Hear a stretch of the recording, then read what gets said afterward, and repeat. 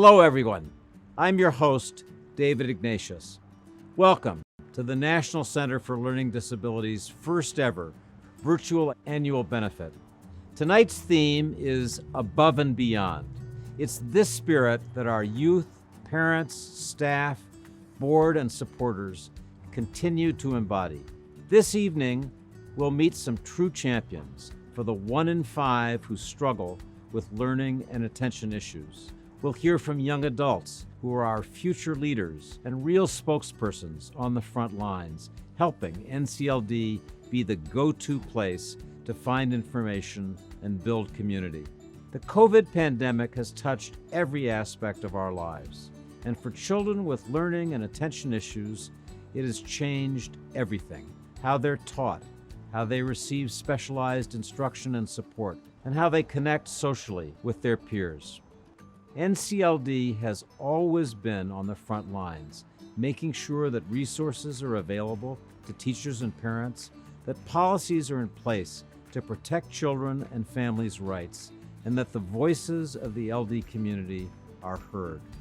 This is a special event for me because I'm the proud father of a special education teacher in the DC public school system, my daughter, Sarah Ignatius, who found in her own learning disabilities the knowledge and inspiration to overcome and teach others, and who joins me in celebrating all our honorees tonight. Before we get to our first presenter, let's hear more about NCLD's mission and accomplishments throughout the years. The National Center for Learning Disabilities is at the forefront of empowering and advocating for the 1 in 5 individuals with learning disabilities and attention issues. We fight to protect their civil rights, and we lift up their voices, the voices of young adults, parents, and educators, so that we can change outdated systems that separate them and hold them back. Learning disabilities, by definition, impact a person's ability to read, to write, to spell, to understand. It covers a wide swath of what constitutes learning and behavior. Learning disabilities also impacts a person's ability to organize and persevere and persist in tasks that are difficult, which often have to do with those very same skill sets, the kinds of things that define success in school.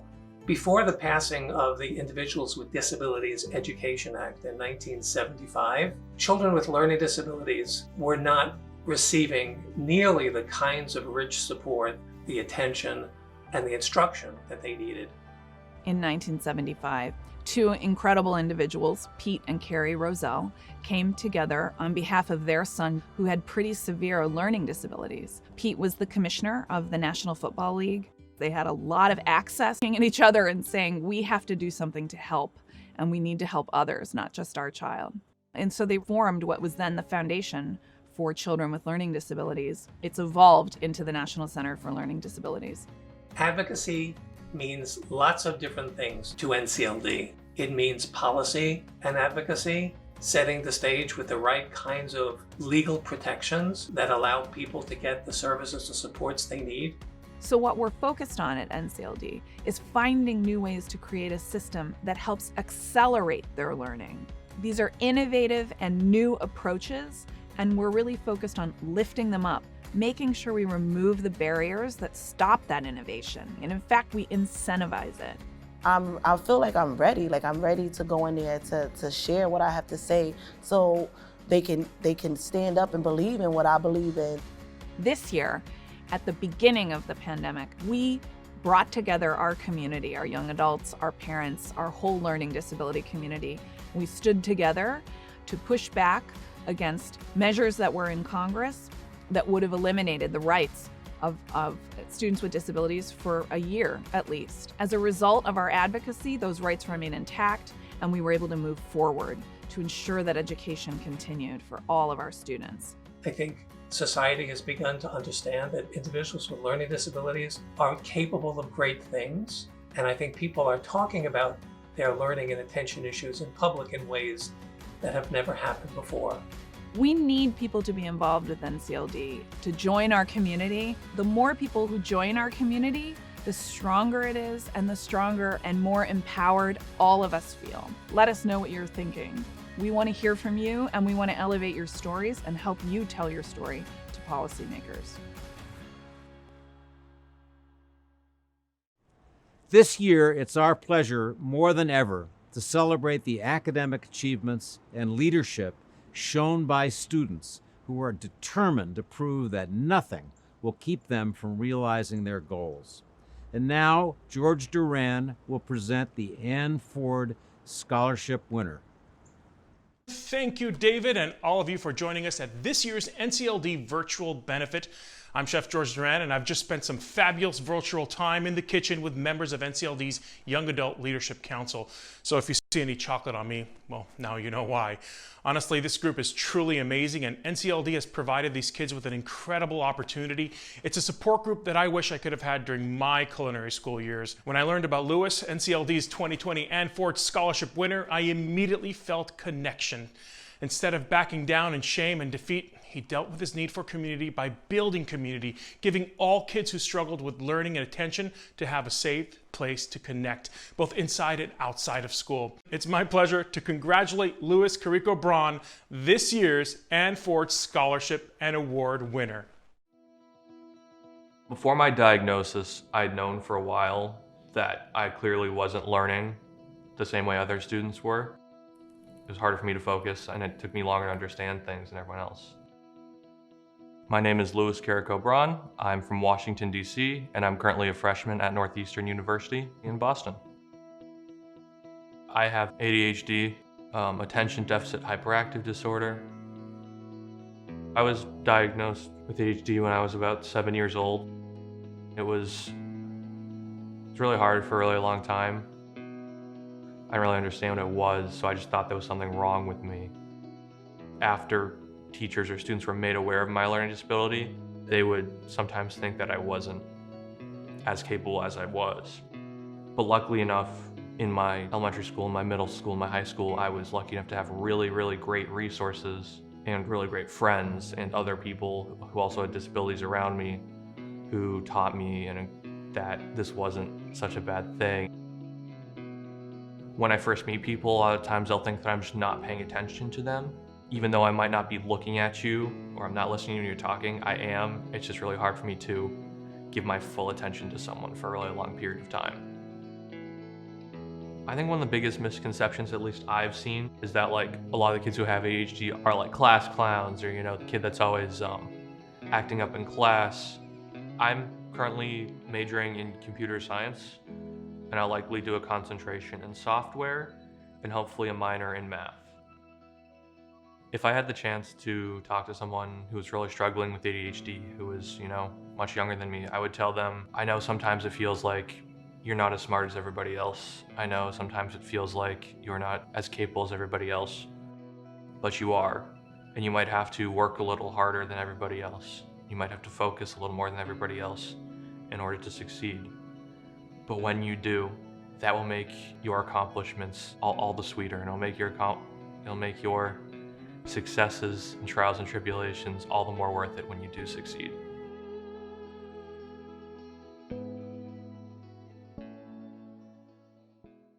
Hello, I'm Lisa Gibbons. Really happy to stand with all of you in support of the National Center for Learning Disabilities. Now, more than ever, its work is essential to make sure that we're a society that values every individual, and we give access to the academic, social, and emotional skills and resources to ensure success in work, in school, and in life. Gosh, it's such a fundamental thing, isn't it? And the NCLD has been at it for over 40 years.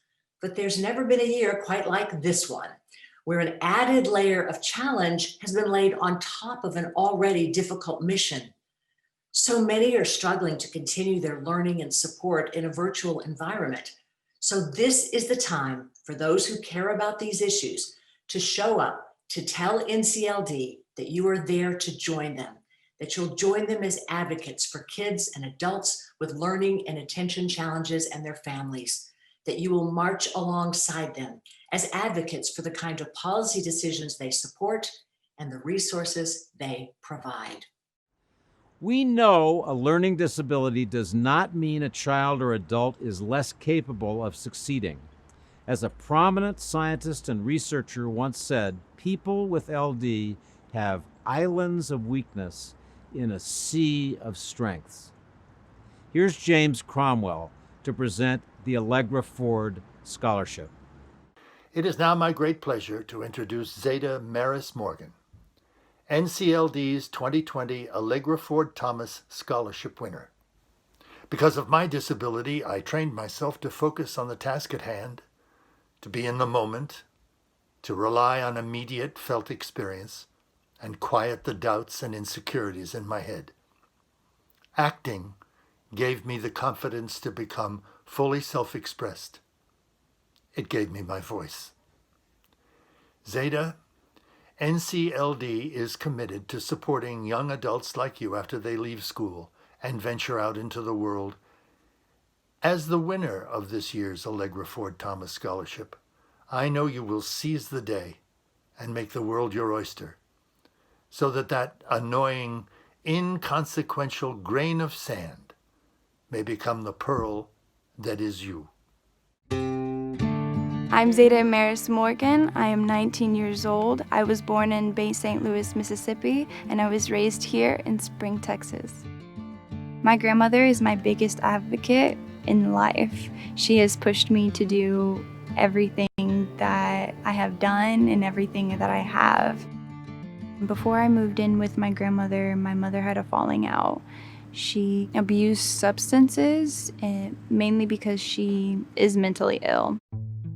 I never felt like I had a learning disability. I only really noticed when other people were learning at faster and different paces than I was. They would pull me out of classes and people had to explain things to me a little bit longer. I was diagnosed in 4th grade. My grandmother pushed me to be tested for dyslexia. In the beginning, it was a secret. Like, I didn't want a lot of people to know. I felt like I was slow, I was stupid, and I hated thinking that way about myself. I believe my mindset started to change around senior year whenever I started feeling more confident in myself and what I can do. I am quite gifted when it comes to people, when it comes to understanding and talking to them and talking about their emotions and feelings, making people laugh in uncomfortable situations. COVID has affected me in very different ways. At first, it was taking a couple months off of school, and then it was learning how to graduate during COVID. I've learned how to adjust to it because I do live with somebody who is in that 1% who could be very affected by it. So I'm currently enrolled in Lone Star Community College. I'm going to be starting this January. I have a goal to become a massage therapist in at least the next 2 years, and hopefully I can become a real therapist who can prescribe medication for people. I think I just want to help people become the best people they can be. I'm proud of myself where I am now and how far I've come. I am no longer discouraged or embarrassed of dyslexia. If I were to give advice to somebody and they have a reading disability, try your best. Push yourself to do better and to go bigger. Go big or go home.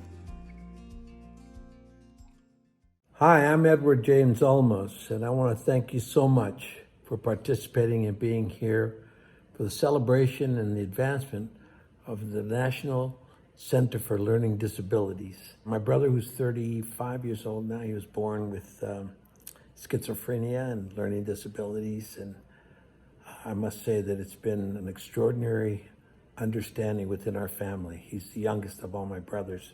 There's 7 of us. But if it wasn't for organizations like the NCLD, I would say that we would be not with the kind of hope and love that we have. So all of you that are here tonight and are here helping, thank you so much for your contributions and for your coming and participating and being part of this. Bless your hearts to all of you, and please donate kindly and give of yourself, especially tonight. Thank you so much for participating, and happy holidays from my family to yours. With the right kind of support, people with learning disabilities are able to follow their dreams and accomplish great things. Rachel Dratch joins us to present the next NCLD Everyday Champion. Hi everybody, what's up? It's Debbie Downer here. Hey, what better way is there to celebrate a festive gala event than logging onto your computer for a nice Zoom call? This year's brought a lot of changes, right? I mean, we all stay in every day and have no social life. Well, come to think of it, I guess some things haven't changed that much for me. I know also there's a lot of extra challenges for students right now. It's really hard. Take it from me, there's a 10-year-old in the next room who's probably gonna graduate with a PhD in Fortnite. Hey everyone, what's up? It's Rachel Dratch here. I'm no Debbie Downer right now. I am very happy to be here with you celebrating. I am presenting the NCLD Everyday Champion Award. And the winner is a guy who actually worked in the restaurant business for many years before getting into teaching. And I've worked in a few restaurants in my time, and I know that working in restaurants takes a lot of improvisation, thinking on your feet, being able to deal with a crisis that comes up without any warning. And I'm sure that all those skills serve him well in the field of education. But we are so happy that he's using his skills as a teacher and as a role model. He lives and works in Wyoming, and his name is Truman Solverud, and he is our NCLD Everyday Champion winner for this year. So congratulations, Truman. My name is Truman Solverud, and I'm a teacher at Whiting High School. I'm in my 4th year teaching, and I'm a special education teacher, so I get to support all of the kids here at my school. I am a grandpa and a husband. I switched professions at 47. I was working in the restaurant industry since I was 14. I ended up doing the bulk of my career working with guests in the front of the house, and I love being of service. That was always my strength in restaurants. I was really good at making people happy and making them feel taken care of.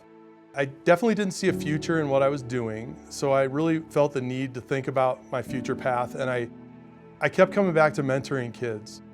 For some reason in special education, I'm able to generate this empathy. I feel like there's a really good reason why kids are the way they are. And that helps me come at it from a viewpoint of being a helper, being a supporter. So my day-to-day is mostly just making kids feel important and welcome and valued. A lot of advocating for students with teachers. The rest of the time is one-on-one coaching, looking at grades, looking at where we're being successful, where we're not. When we were locked down, our first concern was for our students' well-being. All of our students get some needs met at school, whether it's meals, adult connection, peer relationships. A lot of them also didn't have access to technology. The way we persevered is that we had to be hopeful. A big part of what we do here is modeling healthy behaviors for our kids. We could go to people's houses, we could deliver things, we could sit in driveways and work with kids. We could create alternative assignments. My kids inspire me every day, and I learn more from them, I think, a lot of times than they learn from me. I am very fortunate to have all of these kids in my life that I get to be kind of a mentor to. Measuring success here is challenging. You have to know that what you're doing matters, even if it feels like a defeat. And anytime you make a kid feel noticed, you let them know you see them, that you take time for them, that it's benefiting them. It never feels like a job to me. I mean, really, honestly, I would do this for free. Hey y'all, my name is Emily Proctor, and some of you may know me from CSI Miami or the West Wing. I just wanted to say congratulations to the National Center for Learning Disabilities. Since I left entertainment, I'm also working in social and emotional space, and the work that they are doing for policy, advocacy, providing resources to people is the most crucial work that we can be providing right now. It is such a service to support people in their education and to overcome obstacles with education and to create a stronger foundation for all of us to be able to interact and to move forward as our best selves. Thank you so much for the work that you are doing. It takes patience and dedication to help a child with a learning disability see their strengths and navigate the world. NCLD honors the parents and family members who champion more opportunities and support for their children. I'm happy to introduce Ed Asner, presenting one of our Everyday Champion Award winners. NCLD is pleased to recognize Gloria Avila as a true champion for her daughter Kiki, and for all of the kids and parents whose lives she has touched so many creative ways. Thank you, NCLD. Thank you. And congratulations, Gloria. It's parents like you who make the world a better place. My name's Gloria. I live in Sudbury, Massachusetts with my husband, Alan, and my sweet girl, Kiki. She's 18 and she's a senior in high school. She's really, really sweet, kind, compassionate. She loves to write. She loves to dance. She loves to sing. I didn't quite figure out what I wanted to be when I grew up, so I've tried a bunch of different things, and right now I finally found my thing. Was working at an elementary school here in town. And so I'm the lunch and recess monitor, and I'm outside with the kids, and I substitute teach in the classroom sometimes. I absolutely love it. I think being a mom to Kiki helps with my current job with the little kids, especially kids who have any sort of learning disabilities or attention issues or anything that's, going on. The way I would describe Kiki's learning differences, sometimes it's hard to describe because it's sort of a little bit of everything. So there's a math disability, reading comprehension. She can get the content. She can do everything all the other kids can do. It just needs to be given to her and delivered in a different way. She has done really well when she's made a personal connection with her teachers and having that social break in the day, meeting up with her friends and having lunch. Then COVID happened and everything got switched to remote, and it was such a huge adjustment for her. So how she's been helping me is she's been checking over my agenda book. Obviously, because of online classes, it's hard to use that. I made a template. Her school goes by blocks. So little squares with the time, like 9:15 to 10. And then I made little squares. I photocopy it. Monday and Thursdays are different than Tuesdays and Fridays. And then the night before school the next day, she gets that out and she looks at her Google Classrooms and she fills out where she's going to be. Yeah, my mom's very organized. That definitely taught me a lot with organization. As much as everyone says, oh, you've been such a support to her, you've been such, a great mom to her, you've helped her, but she has helped me. She's helped me grow up. She's helped me not to sweat the small stuff and be present and tell people, look, you tell them right now you love them. You don't wait till tomorrow.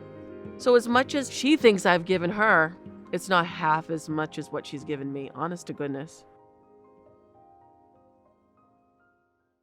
Hi, my name's Brett Davern from MTV's Awkward, or you might know me from a movie called Love and Mercy where I played a beach boy one time. I'm a guy who grew up with some learning disabilities that to this day are undiagnosed. I definitely have attention issues. I jumble numbers around in my head, but thanks to the work of some great teachers when I was a kid, I made it through it, and here I am. And now I'm a dad, and I have a kindergartner who's learning virtually through an iPad, and I can only imagine how many kids out there have learning disabilities, and those difficulties and challenges are only being made even more difficult by the circumstances that we're all living under right now. Thank you guys so much for including me in your celebration of such tireless service, and from the bottom of my heart, thank you for all of the work that you're doing. Tonight, we celebrate educators and school leaders whose commitment to their students has never been stronger and who have demonstrated unbelievable creativity and flexibility. We're honored to have B.D. Wong present another Everyday Champion Award winner. Hello there, and thank you, and congratulations to the National Center for Learning Disabilities.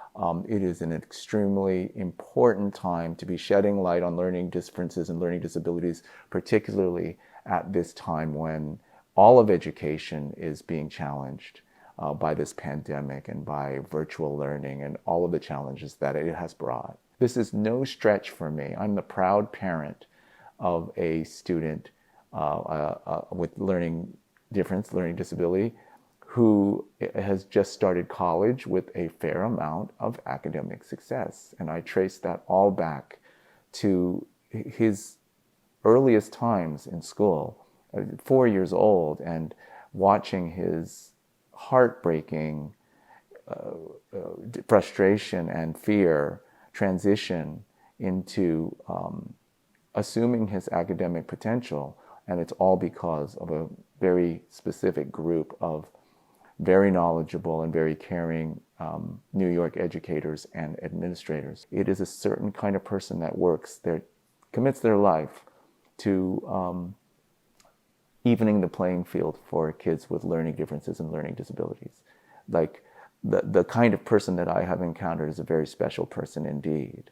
And this year's recipient of the Everyday Champion Award for School Administrator, Christine Bieda. She, I understand, is a mother of 4. I understand that she has used her experience in her own personal life with her kids and her experience with learning differences to be an advocate for kids with learning differences and learning disabilities, and that she is now a chief academic officer after working her way through a career of being an educator and a school administrator.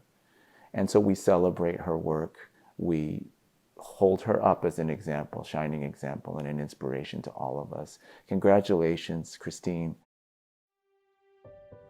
I'm Christine Bieda, and I am the Chief Academic Officer serving 43,000 beautiful students in Sacramento City Unified School District. I'm the mom of 4 beautiful children. My firstborn child, Courtney, was born with cerebral palsy. She was a person who had physical differences, but she could understand everything that went on around her, every smile, every word that anybody said. We lost her. She's a little angel now, 3 years ago. And then my 3 sons all are people who have attention differences and really struggled through school. Finding schools to meet my students, my own children's needs, was difficult. So as a parent, I really wanted to be a part of my kids' classrooms and started going in and volunteering. And it didn't take very long for me to decide that I needed a career change, that this was what I wanted to do. And so I changed my career. As I moved into the teacher role, and then eventually vice principal, principal, continued to work to make sure that my families knew they had an advocate right there at the table. And that really led me to wanting to be able to impact more and more children.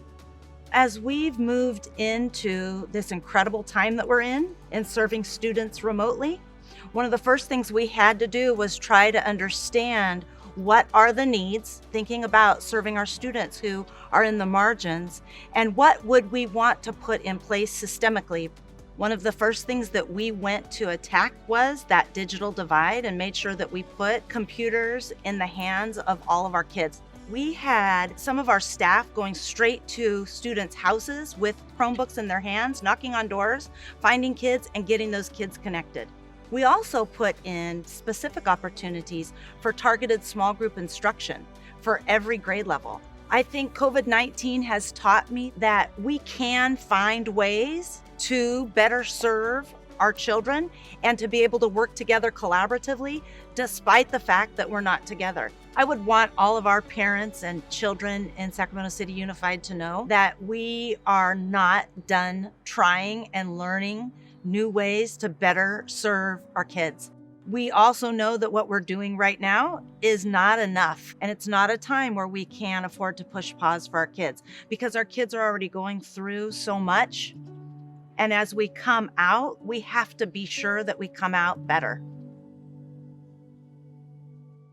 Hi, I'm Gilbert Gottfried.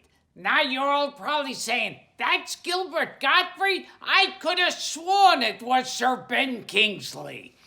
Anyway, I just want to congratulate the National Center for Learning Disabilities on over 40 years of great work. So continue your support to the National Center for Learning Disabilities. Right now, because of the pandemic, a whole lot of teaching is being done at home. But let's face it, the parents, no matter how much they do, may not have the skills to deal with the problems involved in teaching those with learning disabilities, and which means that the center needs money. Find the National Center for Learning Disabilities on your computer and contribute, as I am going to contribute myself. And I'm not contributing pennies or nickels or dimes. I'm not going to tell you how much I'm contributing, but I think not only should I say words in support, but I should also support in a very concrete, material way, and I'm asking you to do the same. Thank you very much. If you know someone who might wonder whether they or someone they know might have LD, ask them to check out NCLD's free online LD checklist. Recognizing early signs of struggle is the most crucial first step to getting help and paving a path to success in school and life for people of all ages. This next group does it for their own kids and will do it for yours. Meet the Parent Advisory Councils. Hello, everyone. My name is Susan Reynolds, and I'm the field organizer for the National Center for Learning Disabilities. I'm here tonight with our 3 parent council leaders from Georgia, Pennsylvania, and Texas. We've all been doing this work a long time as parents, right? I think all 4 of us can agree to that. We've been advocating for our kids. But what is it that keeps you going, Tiffany? For me, it is the pure necessity that I come across with parents daily, every day, the many phone calls that I often get. Yes, we all get tired. Yes, we all have our battles, but that certainly drives the passion in me for helping other students. I think specific to our kiddos and to you and the population that we are so honored to support and work with, there's still a really big misunderstanding that we're just gonna not hold them accountable, or we're just gonna not worry about the standards, and we're gonna not teach because we assume that a learning difference means you can't, right? And we all know that's not true. And with NCLD, with these national organizations that have the sole purpose of educating and supporting, really can help change that undertone and that misunderstanding that a learning difference is just that individuals need to learn differently. It's changing the conception that everyone learns the same. It's making educators and everyone else understand that when you use different methods, you can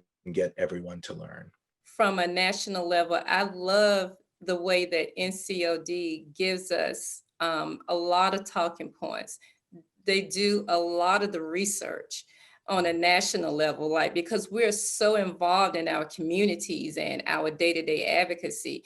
And it's just a guideline for us to have those national points outlined. And NCLD gives you some street cred, if you will, like when you're going to your school board, when you're talking to your campus and you're able to bring resource and support from NCLD, that validates you, right? Your perception or how they perceive you does shift. Why do you think parent advocacy is vital, especially right now?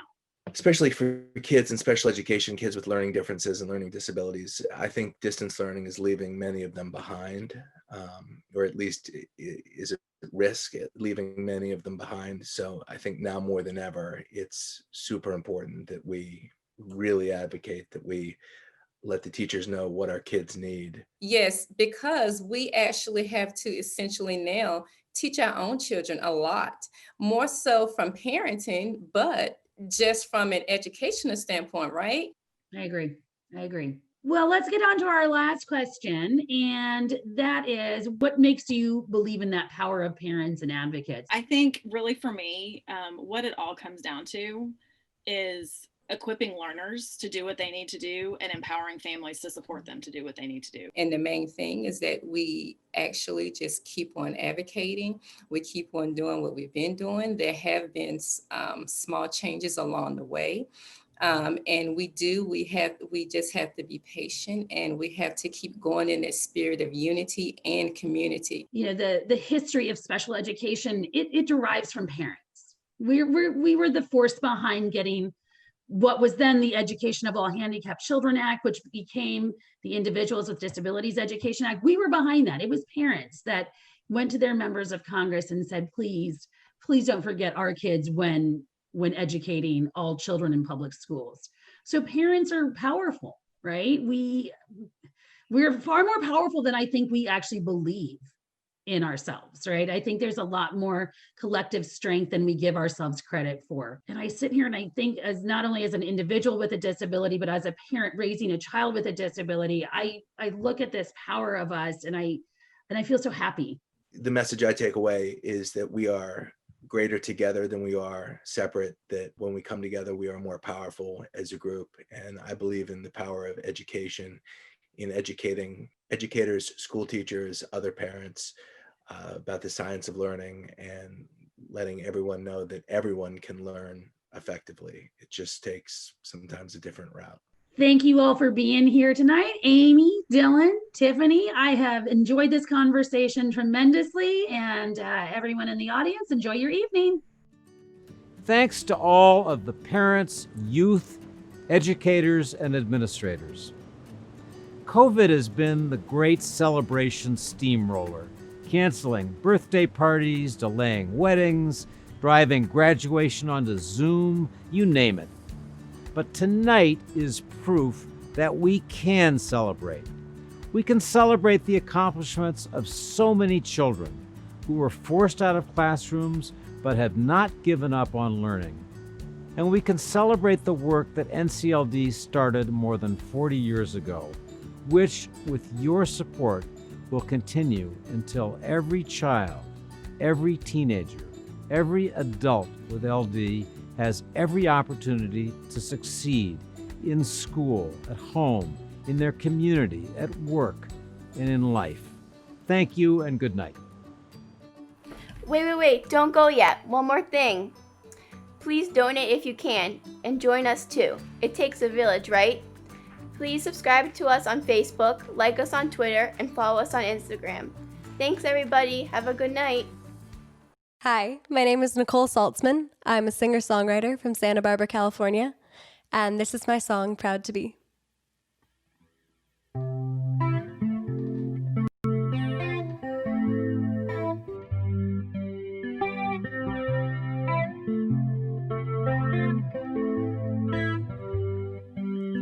Ever since I was a kid, I've had trouble paying attention. Teacher would start talking and you know I wouldn't listen. I was too busy solving the world's problems in my head to care about the math that I had no interest in. Been called disorganized, broken, stupid, and crazy. Said I had ADHD, was inattentive and lazy. They stuck me with a label, told me I was disabled, and made it seem like success would not ever be possible. Wouldn't take that for an answer, cause I knew it wasn't true. There was so much more to me, so much more that I could do. Instead of believing their lies, I started speaking my truth. Sick of the box they put me in. Here's what I started to do. Stand up, speak out, say it loud and proud. I am strong, I'm smart. This is where it starts. Yeah, I'm gonna be unapologetically me. I know I can succeed. I'm LD and proud to be.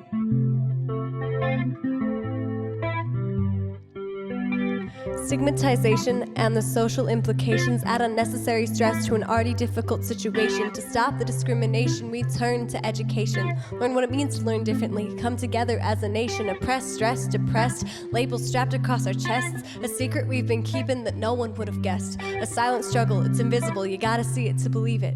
So, our suffering is negligible. Told our diagnosis doesn't exist and that it makes us incapable. Forgot that my experience is somehow debatable. Taught to present our identities apologetically. Society run by neurotypical supremacy. If it's diagnosed medically, do we lose our chance at equality? Can laws protect us from the prejudice we harbor unconsciously? Change the way you think about our psychology, because in my heart, I know it is not a disability. Reality, it's empowered me to push for a better society, to learn more about who I am and become best self. So now I'll keep on hoping, let my words be spoken, because in my heart, I still believe different isn't broken. Stand up, speak out, say it loud and proud. I'm strong, I'm smart. This is where it starts. Yeah, I'm gonna be unapologetically me. I know I can succeed. I'm healthy and proud to stand up, speak out. I say it loud and proud. I am strong, I'm smart. Singing from my heart, yeah. I'm gonna be unapologetically me. I know I can succeed. I'm healthy and proud to be. Yeah, I'm me and proud to be. Thank you.